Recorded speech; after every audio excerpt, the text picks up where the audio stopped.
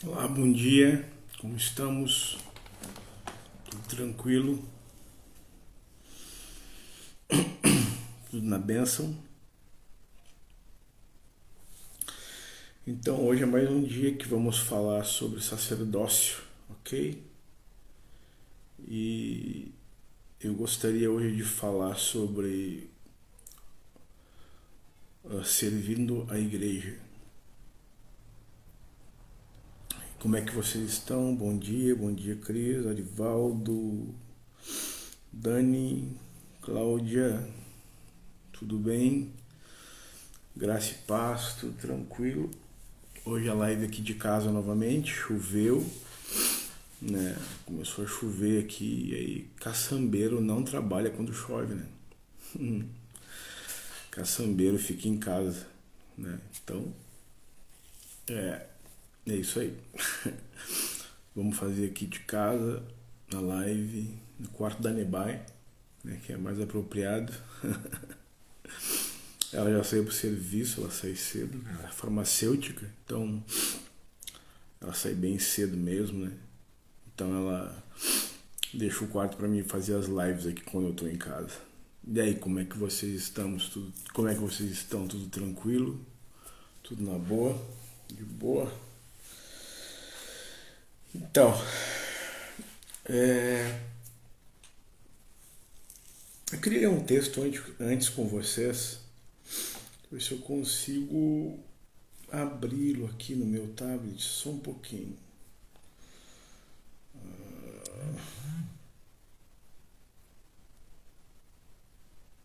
Aqui.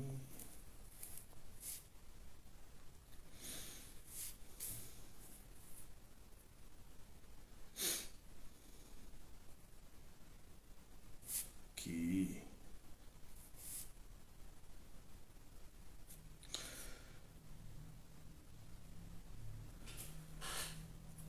É, Hebreus capítulo Hebreus capítulo 11, capítulo 5, desculpe. Abre comigo aí. Hebreus capítulo 5.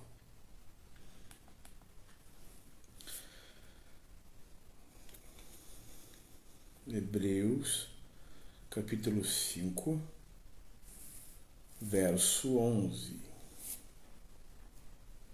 Deixa eu achar o meu Hebreus aqui. Você está pronto para mais uma instrução essa manhã?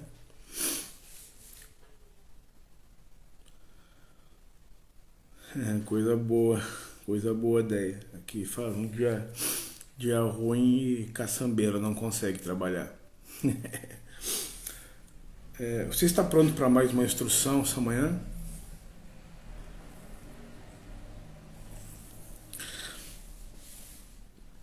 Sabe, essas coisas que a gente está falando sobre sacerdócio, elas já deveriam estar dentro de nós, dentro da igreja, dentro da nossa vida conjugal, da nossa vida com nossos filhos, né? Só que eu vejo muito assim que nós como igreja a gente tem rodeado muito a montanha. A gente tem, em vez de subir a montanha, em vez de enfrentar as coisas de frente, a gente rodeia. E sabe quando dá alguma coisa errada? A gente muda de igreja, a gente muda.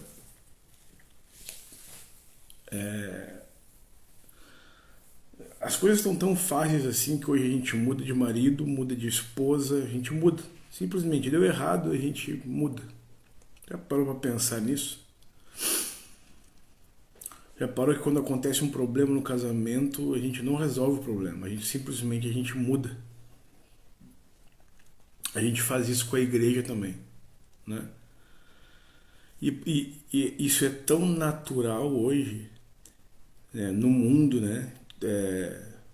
A pessoa ter 3, 4, 5 casamentos, né? Que a igreja absorveu isso. Você já percebeu hoje como é natural o pastor trocar a pastora pela mais novinha?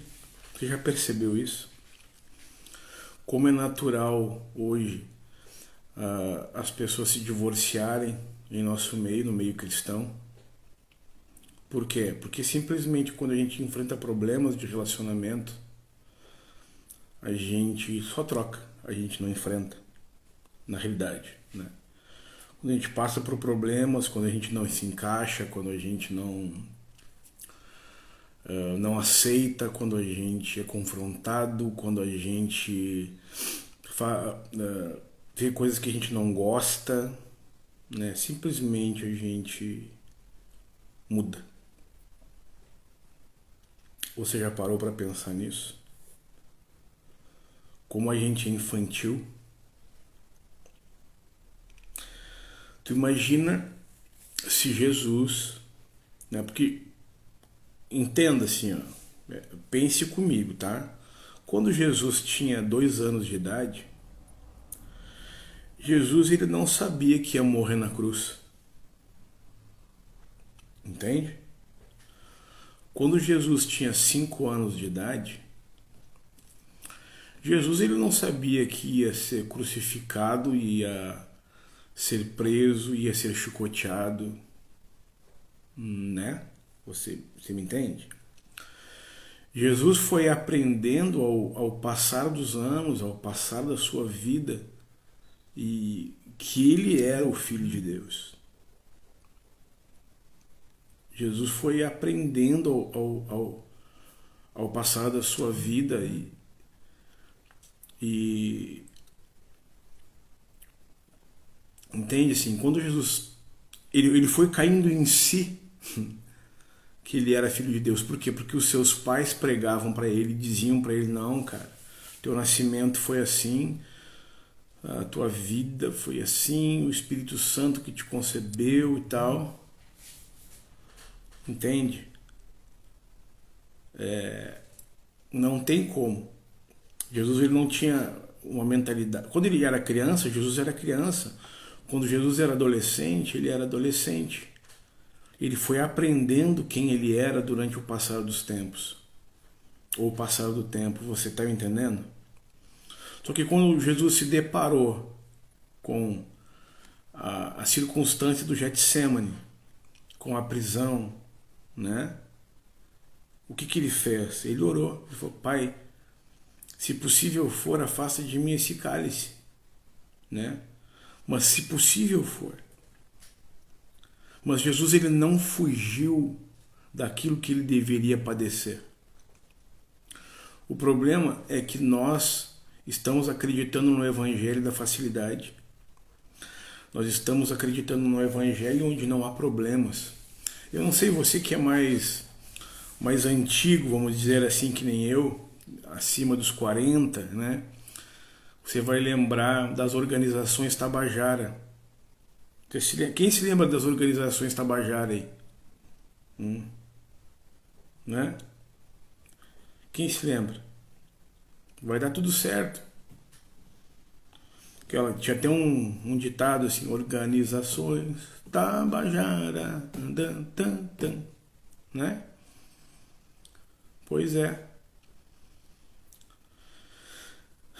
Ali, a proposta da propaganda é que ia dar tudo certo.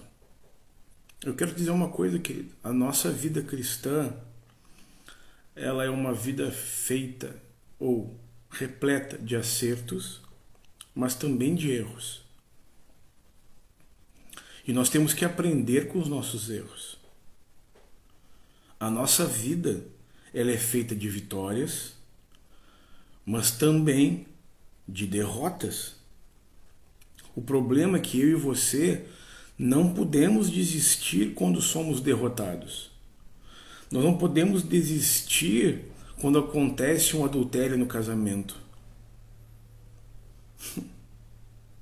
Nós não podemos desistir quando você e seu marido ou você e sua esposa pensam totalmente diferentes. Ah, então eu vou trocar de marido, eu vou trocar de esposa. Não, eu quero te dizer uma coisa. Deus odeia o divórcio. E ele continua odiando. Aí você que está me ouvindo agora, você pensa assim, tá, mas eu sou divorciado. E agora? Bom, agora, daqui pra frente você faz certo. Não se divorcie mais. Entende? Tá falando isso para gerar culpa? Claro que não. É óbvio que não. Eu estou te falando que Deus odeia o divórcio. Tá, mas eu sou divorciado. Beleza. Você está com seu marido, você está com sua esposa agora. A partir de agora você não se divorcie mais. Se você não é casado com a pessoa que você vive hoje, por favor, case-se. Vai casar, né? Tá na hora. Entende? Ah, mas e se eu me separar? Por favor, Deus odeia o divórcio. Entende? Eu não estou te falando se você é divorciado, se você teve 3, 4 relacionamentos, para você agora tomar culpa sobre você. Não é questão de culpa. A questão é que a partir de agora, faça certo. A partir desse relacionamento, faça certo. Não desista. Aquele que perseverar até o fim será salvo. A Bíblia ela nos aponta isso. A Bíblia nos aponta sobre perseverança de Gênesis a Apocalipse.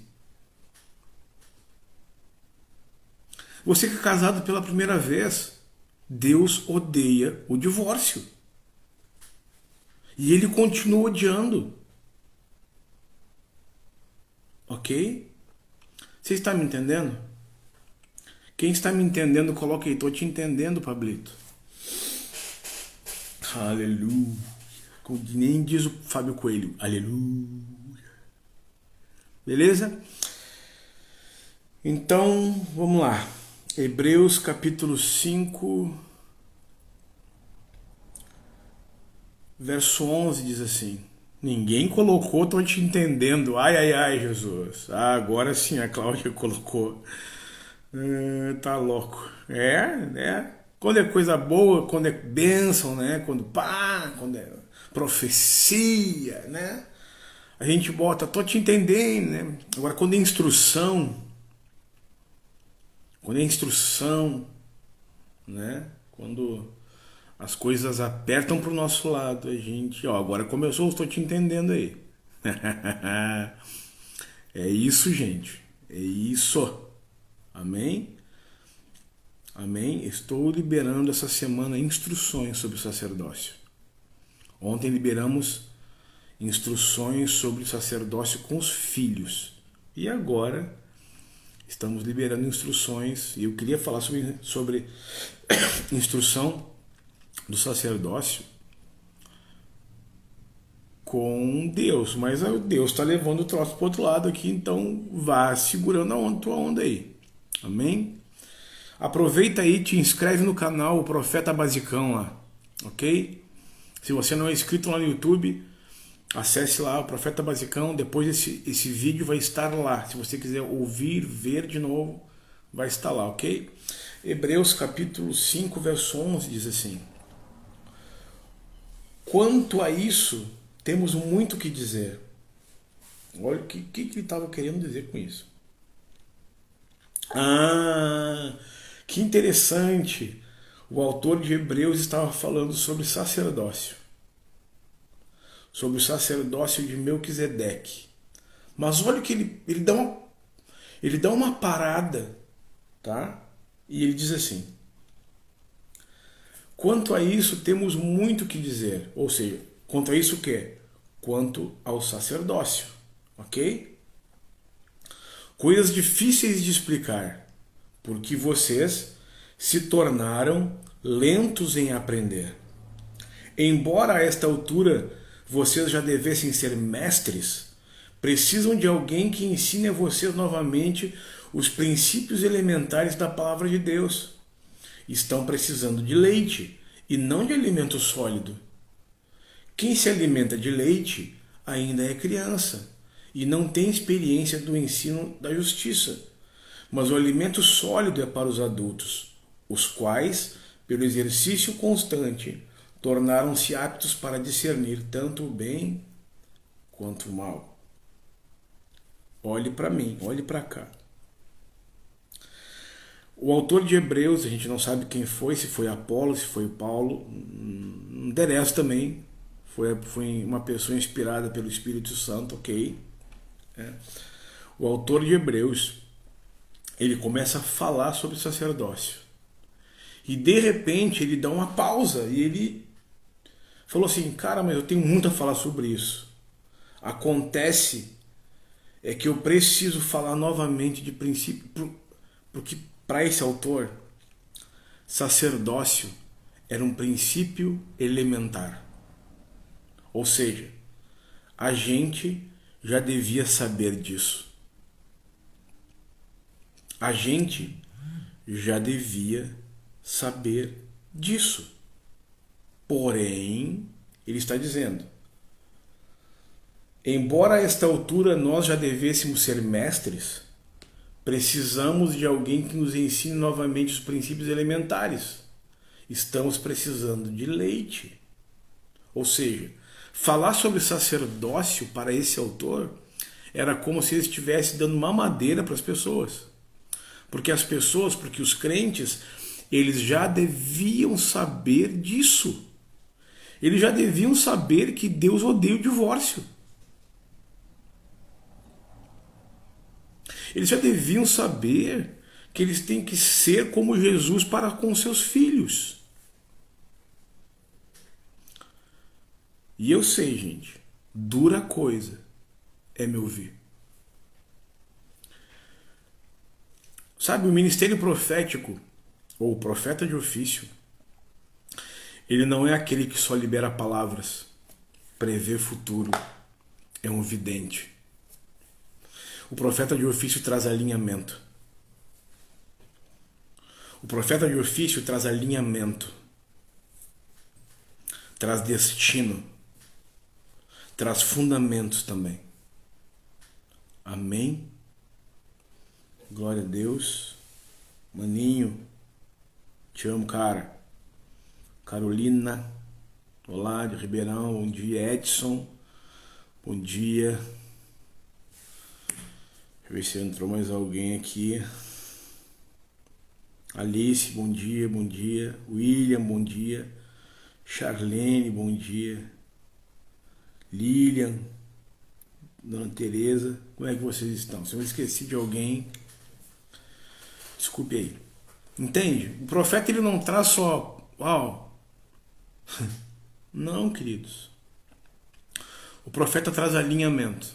E a minha intenção de falar sobre o sacerdócio é nos alinharmos. Porque não é te alinhar. É para te alinhar. Não. Eu preciso de alinhamento, queridos. Você precisa de alinhamento. Sabe? Entenda. Entenda. Nós precisamos nos alinhar. Nós precisamos parar de viver uma vida para nós mesmos.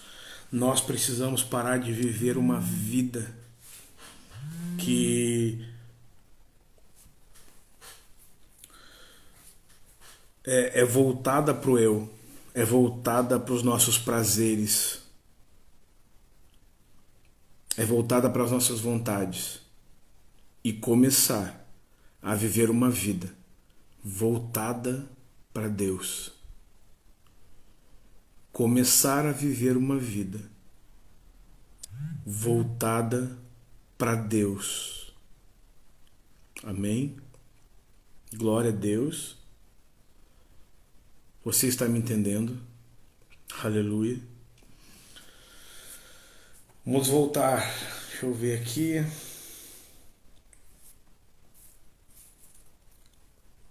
Então, aproveite depois aí, dê uma passadinha na Vicari Store, ok? Que é uma loja é uma livraria muito boa. Comprei um monte de livros, agora chegou de tocha aqui em casa. Glória a Deus, muito bons livros. Amém? Também passe ali no Nazireus Clote. Escolha a sua caneca, escolha seus acessórios. Mateuzinho entrou, Calisca entrou, Bom dia. Amém. Glória a Deus. Então,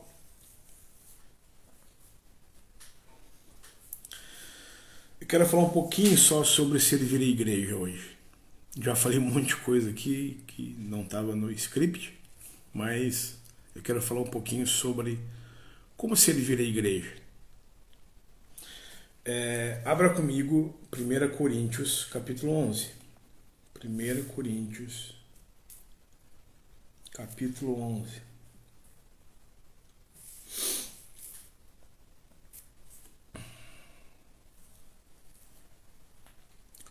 Como servir a igreja?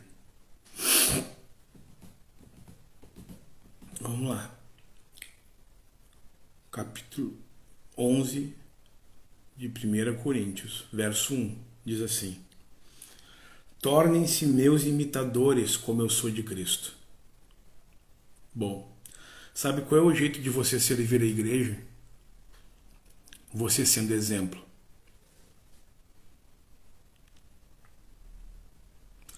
A gente pensa que servir a igreja é ser diácono, é tocar no louvor, é pregar a palavra, é limpar a igreja, é servir o copinho pro pastor de água, é trazer roupas para os necessitados. Quero te dizer uma coisa. Tudo isso faz parte de servir. Porém, o maior serviço que você presta à igreja é ser referência. Ser um ponto de referência.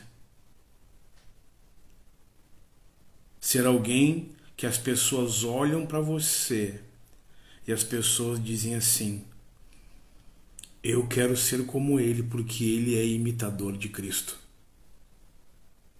Uau! Você quer servir a igreja?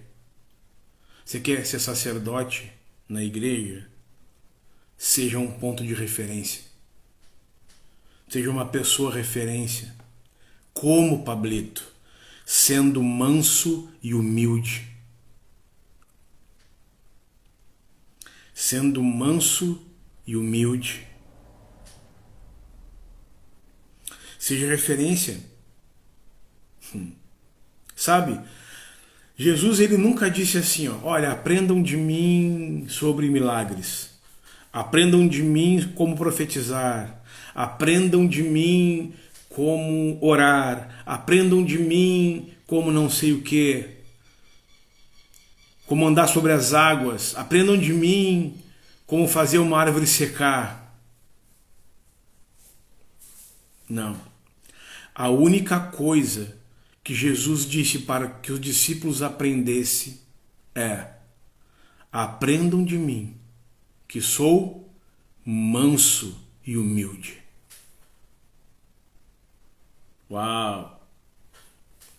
Ok? Foi a única coisa que Jesus disse. Aprendam comigo a ser mansos e humildes. E olha, a única coisa, uma das coisas, a principal coisa, melhor dizendo, que você deve ter para servir a igreja é ter o caráter de Cristo. Que você seja manso e humilde. Que você seja uma referência na igreja. Que as pessoas olhem para você e digam: eu quero ser como ele. Eu quero ser como ela. Porque eles são pessoas, sinais de Cristo na terra. Deus tem levantado nesses dias pessoas como um sinal de Deus na terra. Pessoas que outras pessoas olharão para eles e dirão: eu quero ser teu imitador, porque você imita Cristo. Me ensina. Isso é servir a igreja. Amém? Outro texto. 1 Coríntios 4, 8. Vamos lá. 1 Coríntios 4, 8.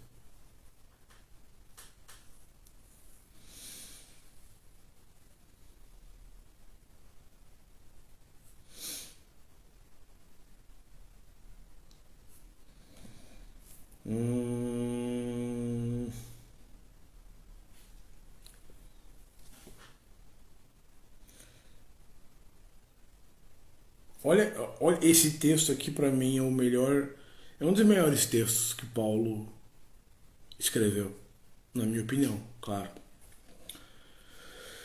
Diz assim, 1 Coríntios 4:8. Vocês já têm tudo o que querem, já se tornaram ricos, chegaram a ser reis e sem nós. Como eu gostaria que vocês realmente fossem reis, para que nós também reinássemos com vocês. Porque me parece que Deus nos pôs a nós, os apóstolos, em último lugar, como condenados à morte. Viemos a ser um espetáculo para o mundo, tanto diante de anjos como de homens. Nós somos loucos por causa do Evangelho, ou por causa de Cristo, mas vocês são sensatos em Cristo. Nós somos fracos, mas vocês são fortes. Vocês são respeitados, mas nós somos desprezados. Até agora estamos passando fome, sede, necessidade de roupas. Estamos sendo tratados brutalmente, não temos residência certa e trabalhamos arduamente com nossas próprias mãos. Quando somos amaldiçoados, abençoamos. Quando perseguidos, suportamos. Quando caluniados, respondemos amavelmente. Até agora, nos tornamos a escória da terra, o lixo do mundo. Não estou tentando envergonhá-los ao escrever essas coisas, mas procuro diverti-los como meus filhos amados. Embora possam ter 10.000 tutores em Cristo, vocês não têm muitos pais, pois em Cristo Jesus eu mesmo os gerei por meio do Evangelho. Portanto, suplico-lhes que sejam meus imitadores. Uau! Bom, isso é muito forte. Sabe, minha adolescência, quando eu me converti, assim, final da adolescência, e me convertia, eu ouvia dizer assim, eu quero ter uma vida como a de Paulo. Eu quero ser como Paulo. Sério? Sério que você quer ser como Paulo? Olha o que diz aqui. Estamos passando fome, sede, necessidade de roupas, sendo tratados brutalmente, não tenho residência, trabalho arduamente, quando sou amaldiçoado eu abençoo, quando perseguido eu suporto, quando caluniado eu respondo amavelmente, e até agora nos tornamos a escória da terra e lixo do mundo. Uau! É isso que você quer para a sua vida? Sabe o que essas coisas geraram em Paulo? Autoridade espiritual.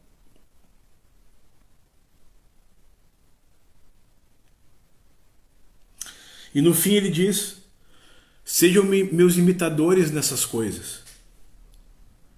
Você quer servir a igreja? Quer? Então, quando você é caluniado, responda amavelmente. Você quer servir a igreja? Você quer ser sacerdote na igreja? Quando é perseguido, suporte. Quando você é amaldiçoado, abençoe.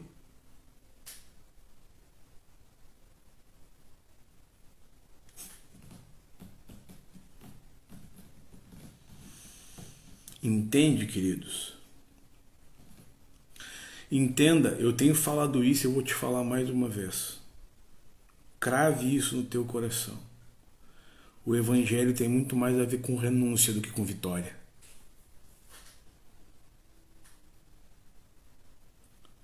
O Evangelho tem mais a ver com renúncias diárias, quase insuportáveis, do que com vitórias financeiras,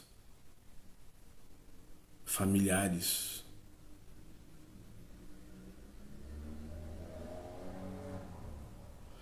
É tempo de sermos exemplo na igreja. quando alguém fala mal de você, abençoe. Suporte. Mas não dizem, ai, eu suporto. Não, no suporte no sentido de sustente. Sustentar. Você está me entendendo? E, gente, é como aquele escritor de Hebreus fala. Isso para eles, isso que Paulo está falando, aquilo que o autor de Hebreus falou, isso é leite, isso deveria ser o nosso pão diário. Entender que não somos nada. Que devemos ser mansos e humildes. Que devemos nos considerar menor que o nosso irmão, não superior ao nosso irmão. Eu vou ler outro texto aqui.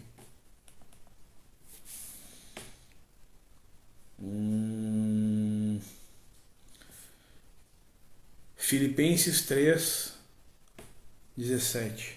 Abre comigo. Filipenses 3:17.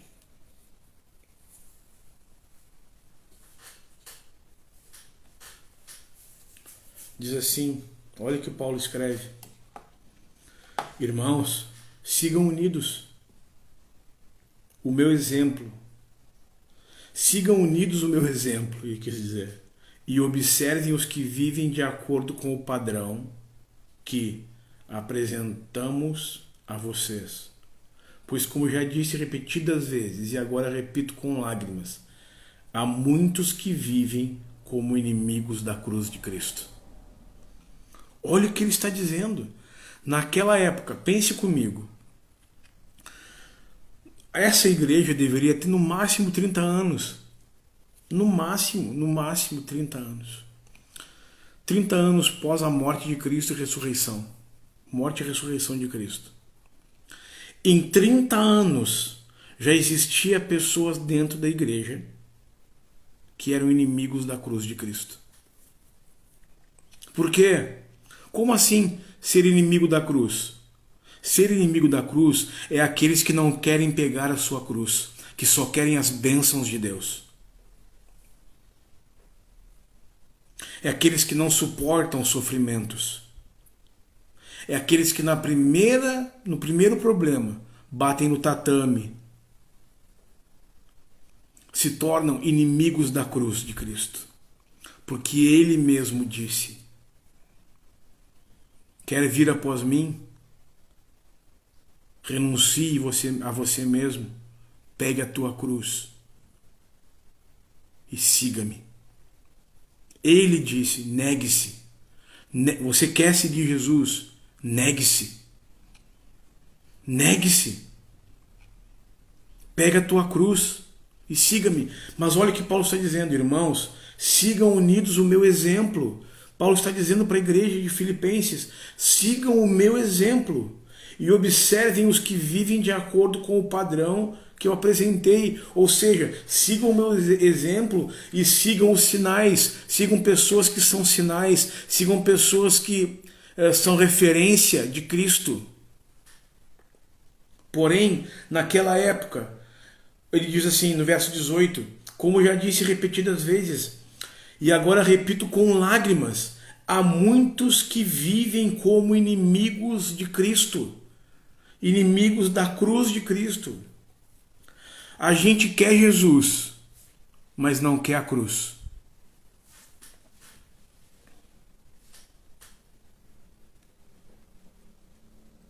Só que não tem como ter uma vida com Cristo sem cruz.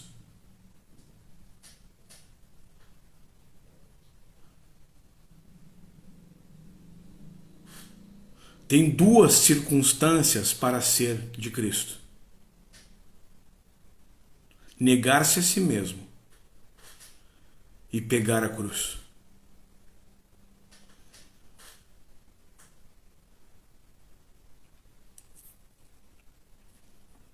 Alinhamento. Nós precisamos de alinhamento. Nós precisamos de fundamentos da palavra. Nós temos que parar de viver uma vida segundo as nossas vontades, para satisfazer as nossas vontades, uma vida de hedonismo, e começar a viver uma vida de verdade em Cristo. Não seja simpatizante do Evangelho. Quero te dizer uma coisa. Se você continuar sendo simpatizante do Evangelho, você é inimigo da cruz. Dura coisa é.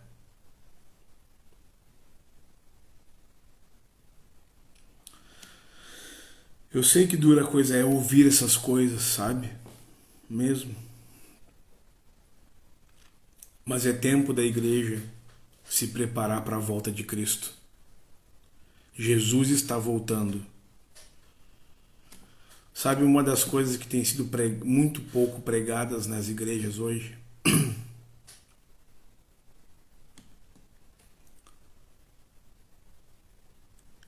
Não se prega mais que Jesus está voltando. Parece que a igreja ela está pensando que Jesus vai demorar para voltar. Eu só quero te dizer uma coisa. Olhe para os sinais que os céus, que a terra estão dando. Olhe para Jerusalém. Olhe para Israel. Eles são o termômetro de Deus na terra. Se você olhar para essas coisas, você vai entender que Jesus está às portas.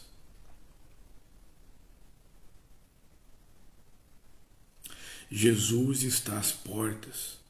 E como ele te encontrará? Carregando sua cruz,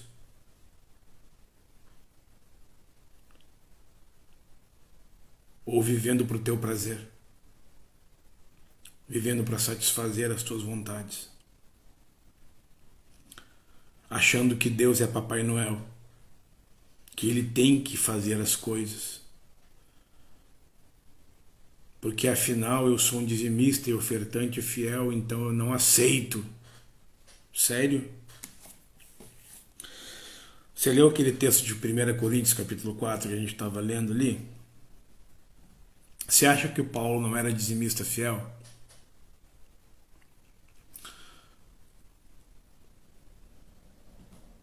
Você acha que Paulo não era dizimista fiel? Paulo era dizimista fiel antes de ser cristão. Paulo era judeu. Ele era dizimista fiel, mas ele passou fome, sede, falta de roupa. Já parou para pensar nisso? Que um dizimista fiel pode passar por essas coisas?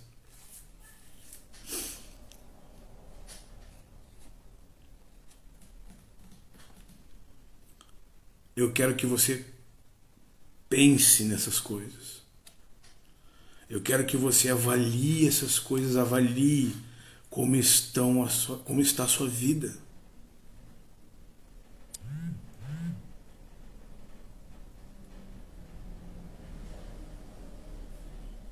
Como está a tua vida? Sabe?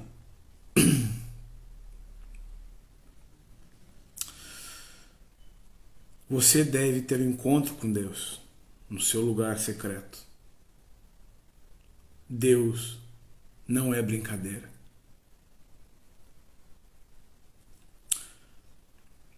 Deus é Deus. Ele é soberano. Ele faz o que Ele quer. Amém, queridos? Está na hora de eu e você negarmos a nós mesmos, pegar a nossa cruz, e cada um tem sua cruz. Talvez eu não suportaria carregar a sua, e talvez você não suportaria carregar a minha, mas tenho certeza que a sua própria cruz você pode carregar. Deus não te dá um fardo maior do que aquele que você possa carregar. Amém? É tempo de negarmos a nós mesmos, tomarmos nossa cruz e seguir a Ele. Jesus está voltando. Jesus está voltando. Como Ele nos encontrará? Jesus está voltando e em nome de Jesus Ele nos encontrará nas nuvens. O problema é como Ele nos encontrará? Com a nossa cruz nos ombros? Ou querendo que Ele seja um Papai Noel?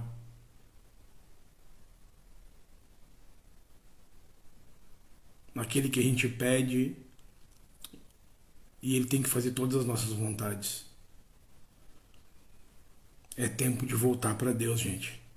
Eu tô falando muito sério. Existe uma presença especial aqui nesse quarto. Sério, eu tô falando muito de verdade isso. Jesus está voltando.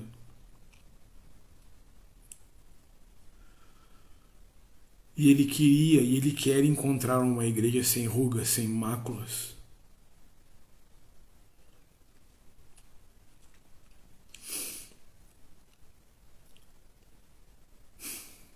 Ele quer encontrar uma igreja que ama Ele, não porque Ele é um esposo que, sabe, tem dinheiro e satisfaz os desejos da sua esposa.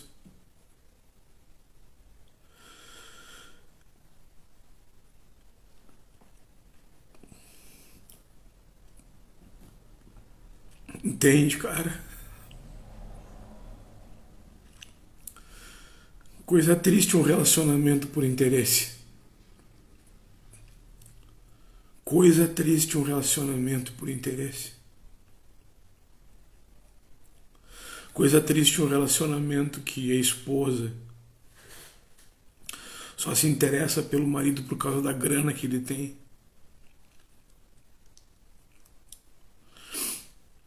Mas infelizmente é uma realidade que vivemos hoje. Mas coisa boa é uma esposa que não importa a circunstância, na boa ou na ruim, na riqueza ou na pobreza, na saúde ou na doença, ela está junto com seu marido. Essa é a esposa, essa é a noiva que Jesus espera encontrar. Essa é a noiva que Jesus espera encontrar. Uma noiva que esteja preparada para Ele, na boa ou na ruim, na riqueza ou na pobreza, na saúde ou na doença, entende? Uma noiva que não está interessada naquilo que Ele pode oferecer, na grana que Ele tem, no poder que Ele tem, mas uma noiva que está interessada nele, uma noiva apaixonada,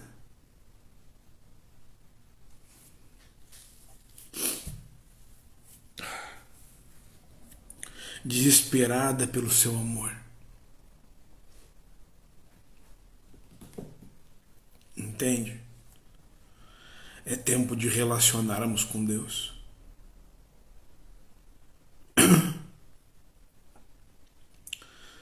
É tempo de relacionarmos com Deus e nos apaixonar por Ele. Amém?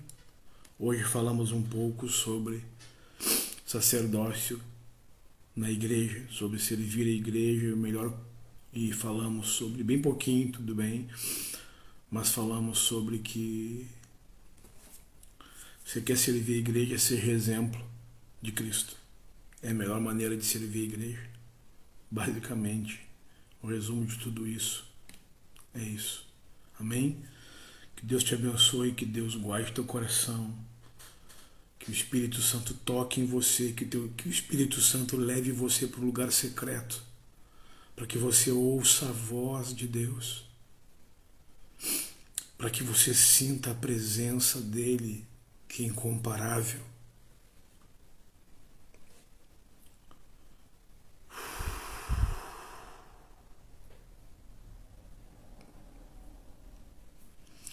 Para que você se mova toda vez que a palavra vir a você. E quando a palavra não vir a você, você não se mova. Amém, queridos? Que Deus guarde teu coração.